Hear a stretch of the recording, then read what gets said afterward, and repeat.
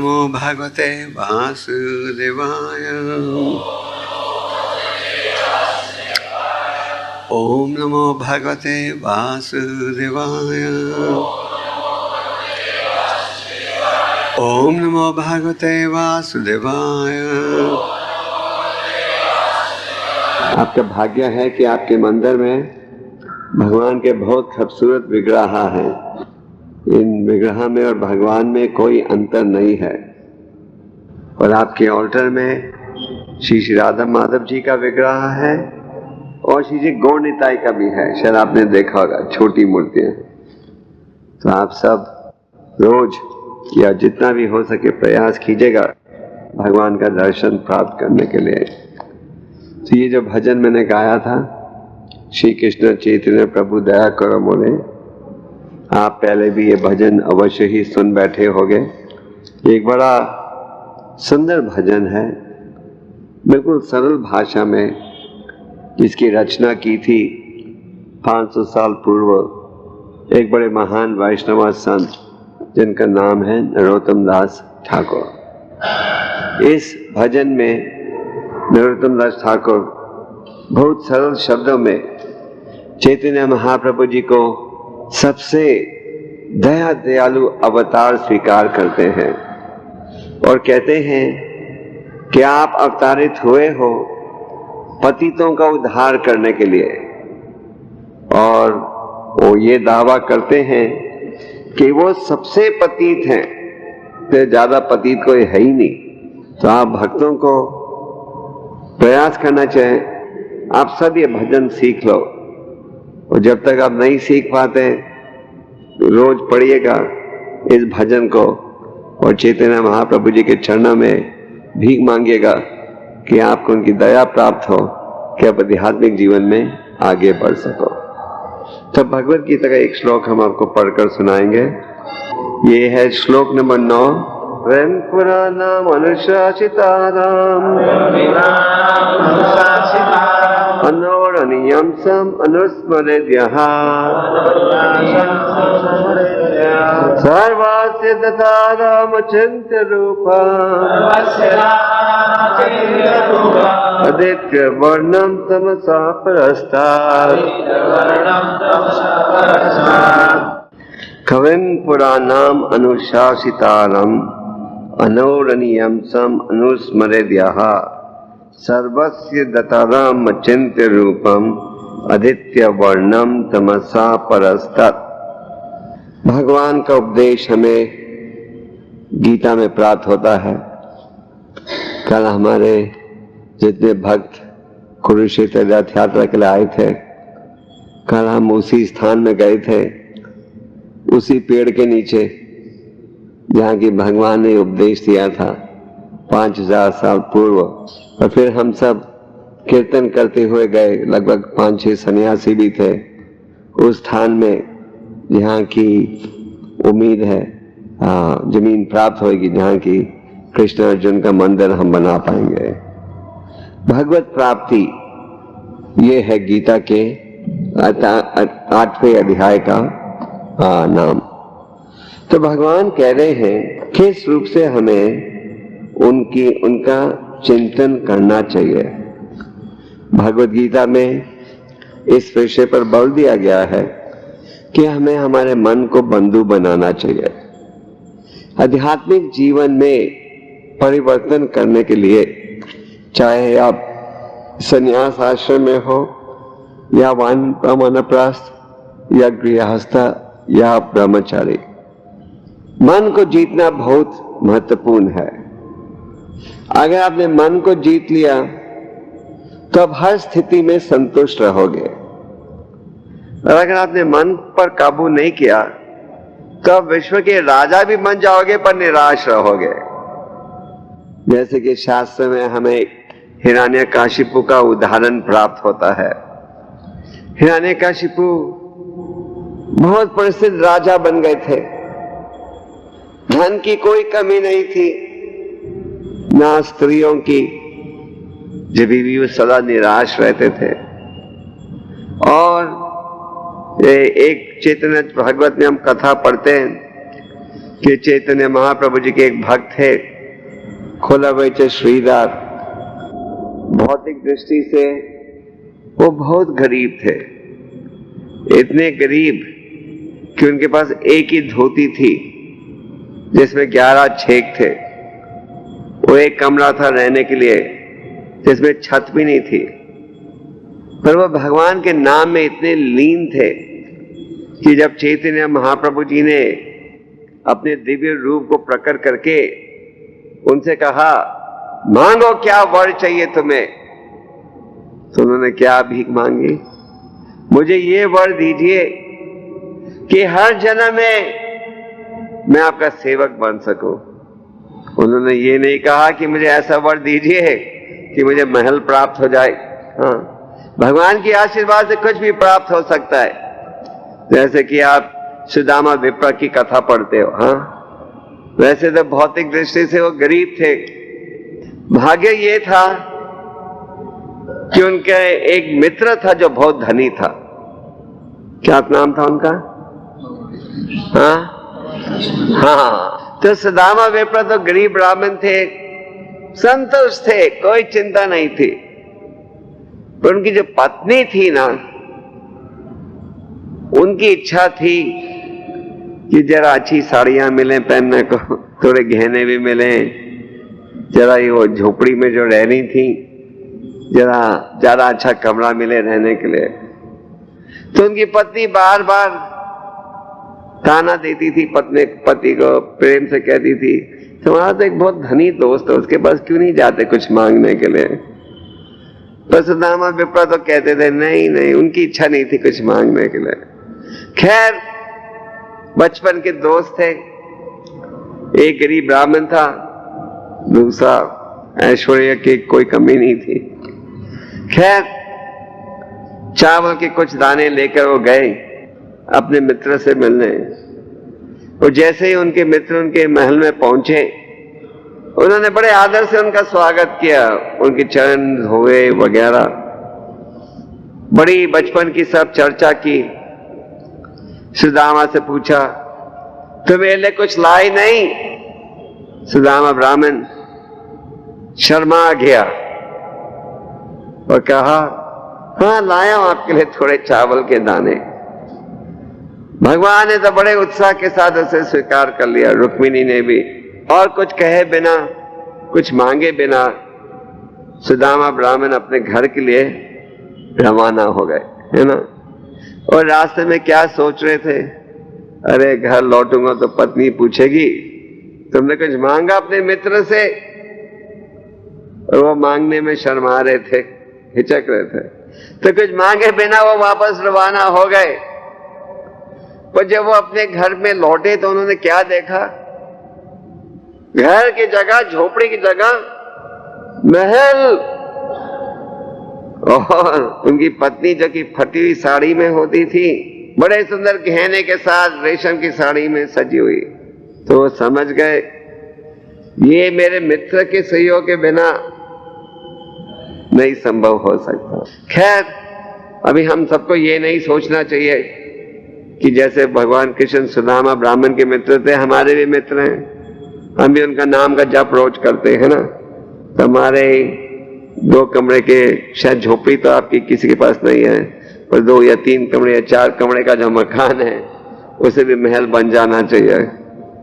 खैर, अगर आप सुदामा ब्राह्मण की भक्ति की स्थिति में पहुंचोगे शायद महल बन भी जाए, जब तक उस स्थिति में नहीं पहुंचो तो कुछ सोचना भी नहीं।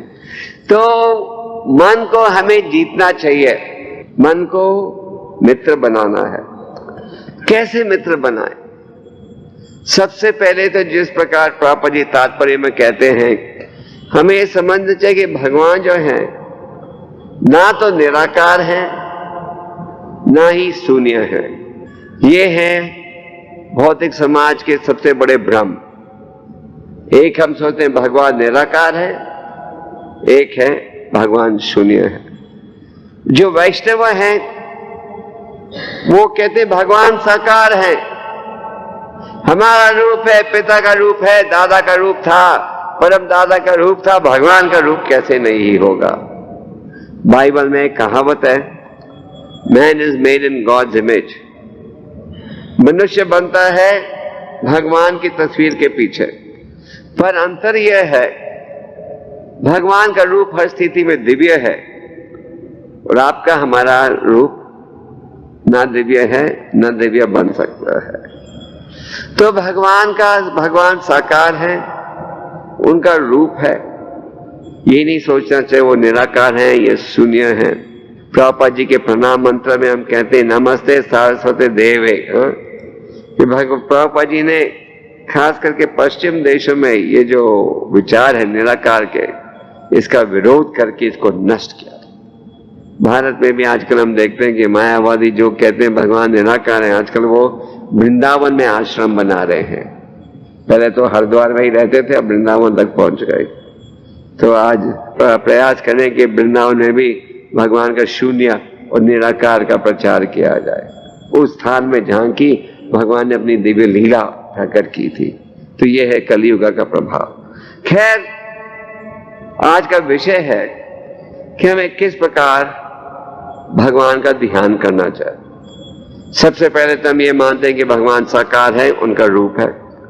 आप भगवान के आर्च विग्रह की पूजा कर सकते हो, या अगर आप घर में अपने आप को मूर्ति रखने के योग्य नहीं समझते तो भगवान की तस्वीर घर में रख सकते हो।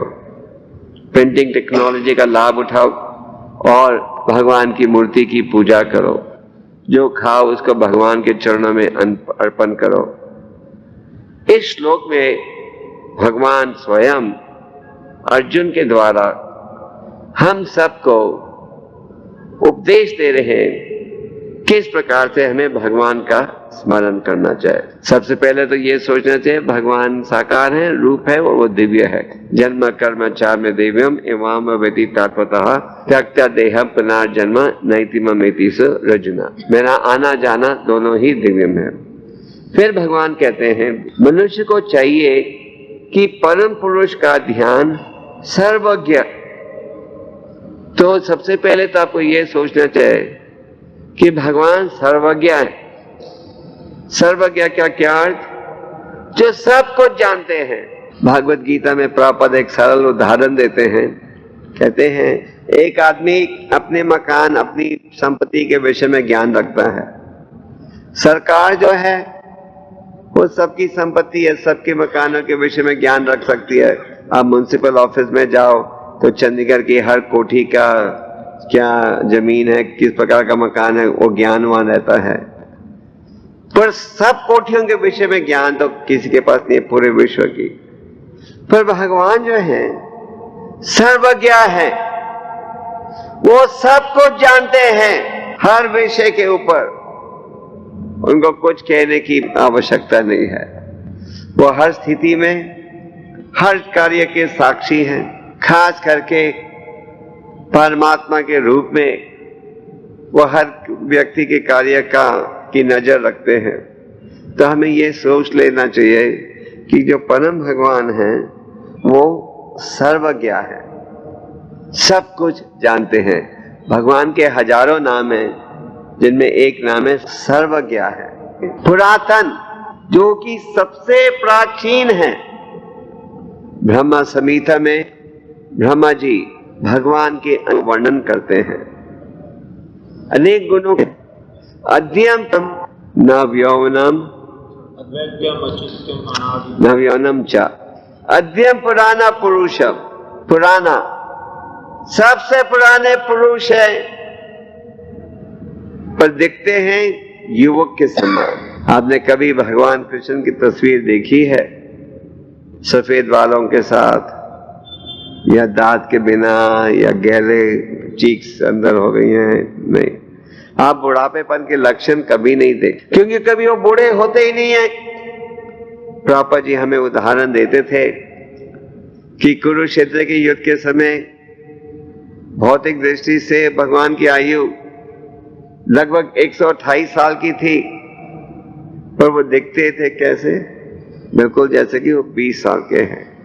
तो अद्यम पुराना पुरुषम नव यौवनम छ, सबसे पुराने पुरुष हैं पर वो दिखते हैं बिल्कुल युवक के समान। जितना हम गहराई से इन शास्त्रों को पढ़ेंगे उतनी ही अधिक मात्रा में भगवान की महिमा को समझ सकेंगे। भगवान को समझने के लिए हमें थोड़ा प्रयास करना पड़ेगा। इसीलिए भगवान ने स्वयं व्यासदेव के रूप में वैदिक शास्त्रों की रचना की और महान आचार्यों प्रभुपाद ने इन ग्रंथों का अनुवाद किया है। क्यों? क्योंकि हम भगवान की वाणी को समझ सके, भगवान के विषय में ज्ञान को बढ़ाने के लिए। तो भगवान जो है सर्वज्ञ हैं और पुरातन है, सबसे पुराने हैं। जो देवता देवी हैं उनसे भी पुराने हैं। ब्रह्मा जी कहते हैं कि लोग, कम बुद्धि के लोग क्या सोचते हैं कि मैंने सृष्टि का उत्पादन किया है, पर मैंने नहीं किया, परम भगवान ने किया है। अद्य पुराण पुरुषम नवयौवनम च, युवक है। और क्या? ईश्वरा पारमा कृष्ण सच्चिदानंद विग्रह अनादिर आदिर गोविंद सर्व करान कारणम। हर चीज के वो कारण है, पर हर चीज का कारण होते हुए भी उनका कोई कारण नहीं है। कई बार लोग पूछते हैं, तुम कहते हो कि देवताओं के कारण भगवान है, तो भगवान के कारण कौन है, बताओ हमें। तो भगवान का कोई कारण ना है ना हो सकता है, इसीलिए वो परम भगवान माने जाते हैं। जो देवता और देवियां हैं वो भगवान के अधीन हैं। वो ना तो भगवान से स्वतंत्र हैं, ना ही वो भगवान के समान है। तो हमें ये भूलना नहीं चाहिए कि वो पुरातन है। आगे वो हर चीज के नियंता है। भौतिक संसार में हर व्यक्ति नियंता बनना चाहता है, सच बात है। हर व्यक्ति ये सोचता है बस अभी ताकत मेरे हाथ में आई है, मैं नियंता बन गया हूं। कोई प्रधानमंत्री बनता है, राष्ट्रपति बनता है, राज्यपाल बनता है, क्या सोचता है कि मैं राजा बन गया हूं। 2 दिन का राजा, 2 दिन राजा बनोगे और समझो 2 दिन की बजाय 10 साल भी राजा बन जाओ, अंत में मृत्यु के सामने तो हर व्यक्ति को झुकना ही पड़ेगा। बुढ़ापेपन के सामने झुकना ही पड़ेगा, रोग पीड़ा के सामने झुकना ही पड़ेगा। तो भक्त ये सोचता है कि मैं नियंता ना हूं, ना मैं बन सकूंगा। नियंता कौन है? परम भगवान और 33 करोड़ देवता देवियां सब उन पर परतंत्र हैं, उनकी आशीर्वाद पर निर्भर है। जो वर देवता देवियों द्वारा प्राप्त होता है, परम भगवान की आशीर्वाद के कारण ही वो वर हमें प्राप्त होता है। प्रभुपाद जी उदाहरण देते थे, जैसे कि समझो कोई सुविधा कोई मंत्री दे, वो दे सकता है क्योंकि प्रधानमंत्री की आशीर्वाद है या ताकत उसके पास प्रधानमंत्री के द्वारा प्राप्त हुई है। तो उसी प्रकार हम वैष्णव को समझना चाहिए कि भगवान ना ही सर्वज्ञ है, ना ही पुरातन है, पर वो नियंता भी है। हमारे हाथ में कुछ भी नहीं है। आपके हाथ में केवल इतनी छूट है कि आप भगवान के आदेश का पालन करो या विरोध करो, बस। उसके पार आपके हाथ में कुछ भी नहीं है। और भगवान गीता में क्या कहते हैं?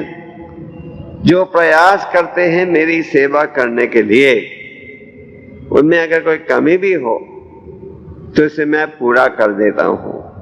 तो जब भगवान देखते हैं कि हमारे में भावना है उनकी सेवा करने की, तो वो हमें बुद्धि देते हैं जिसके द्वारा हम उनकी सेवा कर सकें। अगर हमारे में कोई कमी है तो कमी भी दूर हो जाती है अगर हम श्रद्धा के साथ भगवान के शरणगत हो। आगे क्या? लघुतम से भी लघुतम, ठीक है, लघुतम से भी लघुतम, छोटे से छोटा, बड़े से बड़े हैं और छोटे से तात्पर्य में इस विषय पर प्रभुपाद जी ने एक उदाहरण दिया था। क्या उदाहरण है? आपकी आत्मा का क्या माप है? बाल के केस के कोने का 10,000वां हिस्सा। कोई विज्ञानी है यहाँ जो माप सकता है इसे? कोई माप भी नहीं सकता। और उसके अंदर भगवान निवास करते हैं परमात्मा के रूप में। अंदाजा लगा लो। तो लघुतम से भी लघुतम है कौन? परम भगवान। बड़े से बड़ा और छोटे से छोटा, प्रत्येक का पालन करता। प्रत्येक का पालन करता कौन है? परम भगवान है प्रत्येक के पालन करता। कई बार सोच की बात है, हमारे भारतीय भी के हिंदू लोग भी कहते हैं अगर हम जानवरों को नहीं मारेंगे तो वो हमको खा जाएंगे।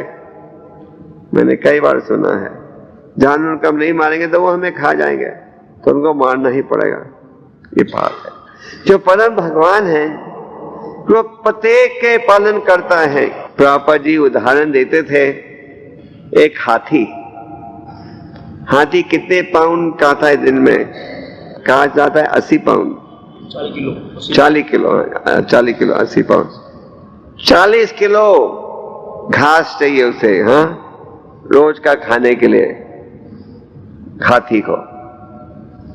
और जो चींटी है उसे कितना चाहिए? 1 दाना 2 दाना बस। पर भगवान के प्रबंध से, क्योंकि प्रत्येक के पालन करता है, हाथी को भी खाना प्राप्त हो जाता है, चींटी को भी। आप जंगल में जाओ, आपको कोई हाथी भूखा नहीं नजर आता। जंगल में आपको जानवर भूखे नहीं नजर आते। कई बार आपको जानवर शहर में भूखे नजर आ जाते हैं, पर जंगलों में जो कि उनका रहने का स्थान है वहां आपको भूखे नजर नहीं आते। तो परम भगवान जो है प्रत्येक के पालन करता है, हमें भूलना नहीं चाहिए। भगवान है दीन बंधु, खास करके अपने भक्तों के पालन करता। हमारे प्रभुपाद जी को उदाहरण देते थे, एक समय एक बहुत गरीब विद्यार्थी था। तो आजकल जो टीचर वगैरह हैं वो तनख्वाह लेते हैं, हाँ। प्राचीन समय जो टीचर अध्यापक होते थे उनको कोई तनख्वाह नहीं मिलती थी। जो हर शिष्य, जो विद्यार्थी था, वो कुछ चंदा लाकर देता था, भेंट देता था, और उसी भेंट से अध्यापक जी, उनकी पत्नी, बच्चे अपना खर्चा चलाते थे। तो अध्यापक ने कहा सब विद्यार्थियों से भेंट ले आओ। तो ये गरीब लड़का अपनी माता के पास गया और कहने लगा, सारे विद्यार्थी मेरे साथी अध्यापक के लिए कोई भेंट ला रहे हैं, आप मुझे क्या भेंट दोगे मेरे अध्यापक के लिए? मां ने कहा, बेटा हम तो बहुत गरीब हैं, हम क्या दे सकते हैं? कुछ नहीं दे सकते। लड़के ने सोचा मैं खाली हाथ जाऊंगा तो सब हंसेंगे, तो आप मेरी मदद नहीं कर सकते? माता ने कहा कि भगवान को दीन बंधु भी कहा जाता है। दीन बंधु से मांगो, वो तुम्हें कोई भेंट दे देगा। तो वहां दीन बंधु उपस्थित हो गए। बड़े प्रेम से उस गरीब लड़की ने दीन बंधु के लिए पुकारा। दीन बंधु जब वहां उपस्थित हुए, लड़के ने कहा कि मुझे कोई भेंट चाहिए मेरे अध्यापक के लिए, मेरी मां तो बहुत गरीब है। तो दीन बंधु ने एक लोटा दे दिया दही के साथ और कहा, जाओ ये लोटा ले जाओ। पहले तो वो विद्यार्थी देख रहा था, सोच रहा ये दही का लोटा, इससे क्या बनेगा। खैर वो ले गया अपने अध्यापक के पास दही का लोटा, उसने अपने अध्यापक को दिया, उसने ले लिया। पर उसने देखा ये तो क्या दही का छोटा लोटा था, तो उसके हाथ से गिर गया। तो लोटा जब गिरा भी तो उसने देखा कि दही वो लोटे के बाहर नहीं गिरी। उसने देखा वो जितना भी वो लोटे से दही खाता था, लोटा फिर से भर जाता था। तो वो समझ गया ये कोई सादा लोटा नहीं है। तो भगवान जो है प्रत्येक के पालन करता है। ध्रुव महाराज, उनका अपमान किया था सौतेली मां ने, तो उनकी मां ने कहा मैं तो तुम्हारा सहयोग नहीं कर सकती, भगवान तुम्हारा सहयोग कर सकते हैं। गया जंगल में, तपस्या उठाई उन्होंने, अंत में उन्हें भगवान का दर्शन प्राप्त हुआ। और जब भगवान का दर्शन प्राप्त हुआ तो उन्होंने, भगवान ने क्या कहा, मांगो क्या चाहिए। ध्रुव महाराज ने क्या कहा, मैं तो टूटे हुए शीशे को ढूंढ रहा था, अब मुझे जब आपका दर्शन प्राप्त हो गया है, मुझे और अब कुछ नहीं चाहिए, अब मुझे असली हीरा प्राप्त हो गया है। तो भगवान, ऐसे तो भगवत गीता में कहा गया है 4 प्रकार के व्यक्ति मेरे शरणागत होते हैं। 4 स्थितियों में हम भगवान के प्रति आकर्षित होते हैं। जो जिज्ञासु है, धन का इच्छुक है, रोगी दुख में है, और जिज्ञासु ज्ञानी, जो ज्ञान के द्वारा स्वीकार करता है कि परम भगवान कौन है। पर चाहे किसी भी स्थिति में आप भगवान के शरणागत हो जाओ भगवान के शरणागत। हाँ, आपने कथा सुनी होगी कि किस प्रकार से एक चोर कथा सुन रहा था और उसने सुना कि किस प्रकार से भगवान अपने पिता के आंगन में घूमते हैं, गहने से सजे हुए हैं। तो चोर ने सोचा मैं रोज छोटी छोटी चोरी करता हूं, ये बड़ी चोरी एक बार कर लिया, सोना हीरा मोती हाथ में आ जाएंगे, फिर मुझे चोरी का धंधा मैं छोड़ दूंगा। तो यही सोचते हुए वो वृंदावन के लिए रवाना हो गया। क्या कि जब मैं नंद महाराज के आंगन में पहुंचूंगा, वहां मैं देखूंगा ये सुंदर बालक को आंगन में घूमते हुए, तो किस प्रकार से मैं चापलूसी करके इनके गहने चुरा लूंगा। अंत में जब चुराने का मौका मिला, जब पहले दिन वो मिले, उन्होंने कहा मुझे, तुम कितने सुंदर बच्चे हो, ये लो मिठाई, मुझे ये अपने हार वगैरह दे दो। तो भगवान ने कहा कि तुम्हें दूंगा तो मेरी माता चिल्लाएगी, मुझे माता से पूछने दो, फिर कल आकर पूछना मेरे से। तो जब अगले दिन आए, अवसर आया, तो इस चोर की बुद्धि इतनी बदल गई थी कि भगवान ने कहा ले लो गहने। चोर ने क्या कहा, नहीं अब मुझे नहीं चाहिए गहने। तो किसी भी स्थिति में आप भगवान के शरणागत हो जाओ, अंत में आप अपने हृदय, अशुद्ध हृदय को शुद्ध बना लेते हो। फिर आगे समस्त भौतिक बुद्धि से परे, समस्त भौतिक बुद्धि से परे। भगवान को हमें अपने भौतिक इंद्रियों के द्वारा समझने का प्रयास नहीं करना चाहिए, वो भौतिक बुद्धि से परे है। आजकल के विज्ञानी और कई आध्यात्मिकवादी भी अपनी भौतिक बुद्धि से भगवान को समझने का प्रयास करते हैं, पर भगवान स्वयं कह रहे हैं, ये अर्जुन भी नहीं कह रहे, ये तो भगवान कह रहे हैं, भौतिक बुद्धि से, समस्त भौतिक बुद्धि से परे है। प्रभुपाद जी उदाहरण देते थे डॉक्टर फ्रॉग का, डॉक्टर मेंढक। एक मेंढक था, अपने आप को बहुत होशियार मानता था। उसने सोचा मुझे मापने दो, ये इंडियन ओशन, ये सागर कितना बड़ा है। तो कैसे मापा उसने, अपने पेट को फुला के। उसने सोचा पेट को मैं फुलाऊंगा और गिनूंगा कितनी बार, कितना बड़ा है ये सागर। तो पेट को फुलाता था, थोड़ा चलता था, फिर अगला कदम, फिर पेट को फुलाता था। ऐसे पेट को फुलाते गया और अंत में पेट फट गया और मर गया। तो उसी प्रकार परम भगवान जो हैं, भौतिक बुद्धि से परे हैं। आप परम भगवान को भौतिक बुद्धि से नहीं माप सकते। इसीलिए भक्त जो हैं, गुरु साधु शास्त्र के अनुसार परम भगवान को समझने का प्रयास करते हैं। वो अपने भौतिक बुद्धि से नहीं मापते।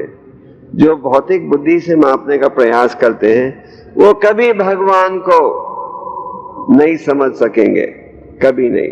इसलिए भगवान के अनेक गुणों के विषय में ये भी कहा गया है कि वो अचिंत्य हैं, अचिंत्य। उनको आप भौतिक बुद्धि इंद्रियों से नहीं माप सकते। जैसे कि एक समय जब नारद मुनि जी लौटे थे भगवान को अपनी रिपोर्ट देकर, तो एक ब्राह्मण मिला। ब्राह्मण ने नारद मुनि जी से कहा था, आप पता करना कि मुझे और कितनी देर इस भौतिक संसार में तड़पना पड़ेगा। तो ब्राह्मण गए थे, नारद मुनि जी को भगवान ने कहा, ब्राह्मण को तो कह देना कि अभी तुम्हें बहुत जन्म मृत्यु प्राप्त करने पड़ेंगे, और वो मोची को कह देना इस जीवन की समाप्ति पर तुम मेरे धाम को आ जाओगे। और जब वो पूछे कि मैं क्या कर रहा था जब तुमने मेरे से चर्चा की, तो क्या कहना? हाँ, सुई के छेक में मैं हाथी को निकाल रहा था। तो ब्राह्मण ने तो खैर ये नहीं स्वीकार किया। जब भगवान ने कहा, क्या नारद मुनि ने कहा कि भगवान ने कहा भी तुमको तो बहुत देर भौतिक संसार में तड़पना पड़ेगा। ब्राह्मण ने उसे स्वीकार नहीं किया। ब्राह्मण ने कहा, ये कैसे संभव हो सकता है? मैं तो दिन रात शास्त्र पढ़ता हूं, ये कैसे संभव हो सकता है कि मुझे इतनी देर और तड़पना पड़ेगा? तो इसने स्वीकार नहीं किया। और जब उससे पूछा, अच्छा बताओ भगवान क्या कर रहे थे जब तुम मिलने गए?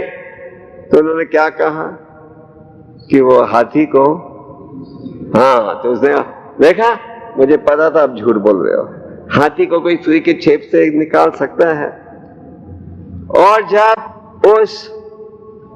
जब उस मोची ने पूछा कि भगवान क्या कर रहे थे बताओ, और जब मोची ने सुना कि भगवान हाथी को सुई के छेक से निकाल रहे थे, मोची तो खुशी में नाचने लगा, खुशी में नाचने लगा। और नारद मुनि जी ने उनकी परीक्षा लेने के लिए पूछा, तुम्हें क्या विश्वास होता है कि सुई के छेक से कोई हाथी को निकाल सकता है? जैसे बड़ी बड़ी सर्कस होती है, पोलो सर्कस, ये सर्कस, वो सर्कस, वो सर्कस में भी कोई ऐसा जादू तो कोई शायद नहीं दिखाता। हम तो सर्कस नहीं देखते, पर ऐसा जादू तो कोई नहीं दिखाता कि हाथी को सुई के छेक से निकालना, क्योंकि ये सचमुच ही कठिन असंभव कार्य है। मोची ने क्या कहा, अरे भाई, ये केले के पेड़ का जो, केले के पत्ते, केले का जो पेड़ है, ये पेड़ सबसे आदम में कहां था? किसके पेट में था? छोटे से बीज में। तो भगवान जब इतने बड़े पेड़ को एक बीज में डाल सकते हैं, एक 6 फुट लंबे आदमी को एक छोटे बीज में डाल सकते हैं, तो हाथी को क्या सुई के छेक से नहीं निकाल सकते? तो इसीलिए भगवान ये कह रहे हैं क्या, एक तो हमें ये समझना चाहिए कि वह समस्त भौतिक बुद्धि से परे है, फिर वो अचिंत्य है। भगवान के अनेक नाम है, जैसे हमने कहा सर्वज्ञ, एक और नाम है वो अचिंत्य है। वो उनको आप किसी प्रकार से भौतिक दृष्टि से नहीं माप सकते। जब भगवान इस पृथ्वी पर आते हैं तो अपनी दिव्य लीला प्रकट करते हैं, जिसकी तुलना कोई साधारण व्यक्ति किसी स्थिति में नहीं कर सकता। वो दिव्य लीला प्रकट करते हैं। जैसे कि छोटी सी आयु में ही एक दिन वो हमने आंगन में चल रहे थे, तो उन्होंने 2 महान पेड़ों को नीचे गिरा दिया। पता है आपको? 2 पेड़, जिसमें कौन थे? हाँ, कुबेर के पुत्र।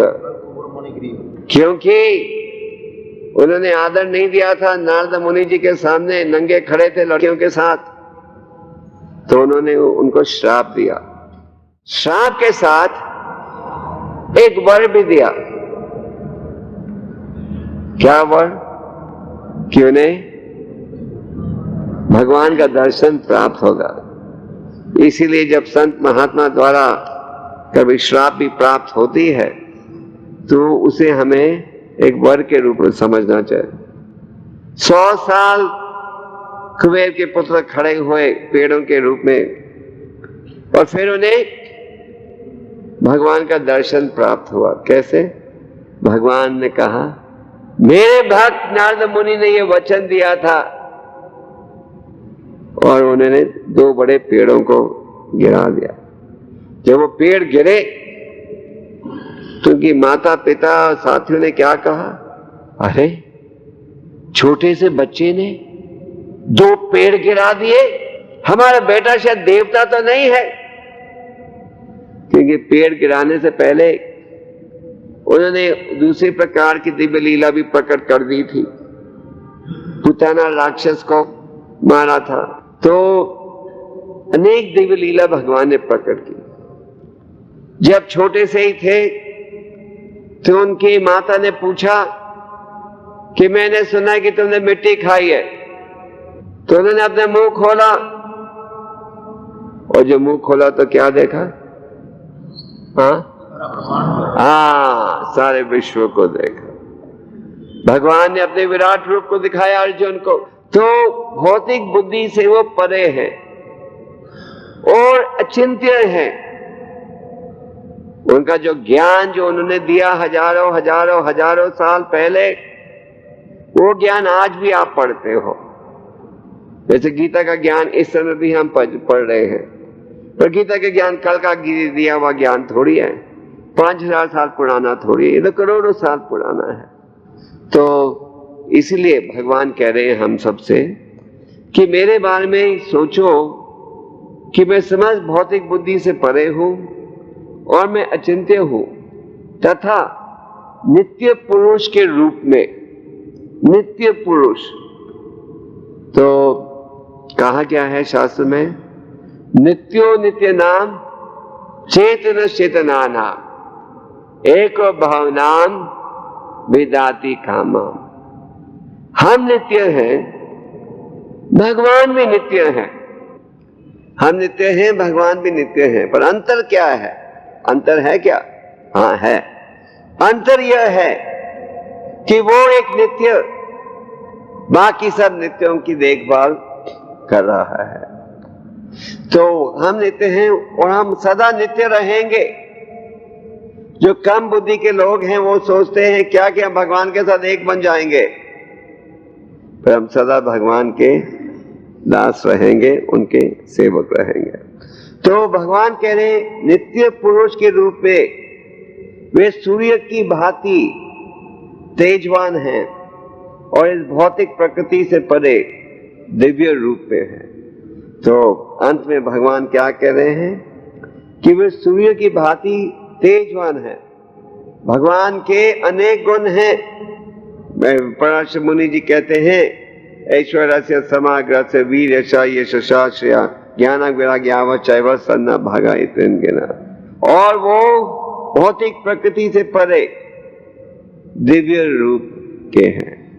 तो भगवान हमें इस महत्वपूर्ण श्लोक में ये उपदेश दे रहे हैं कि किस प्रकार से हमें उनका स्मरण करना चाहिए, किस प्रकार से हमें हमारा शुद्ध मन को शुद्ध बना सकते हैं।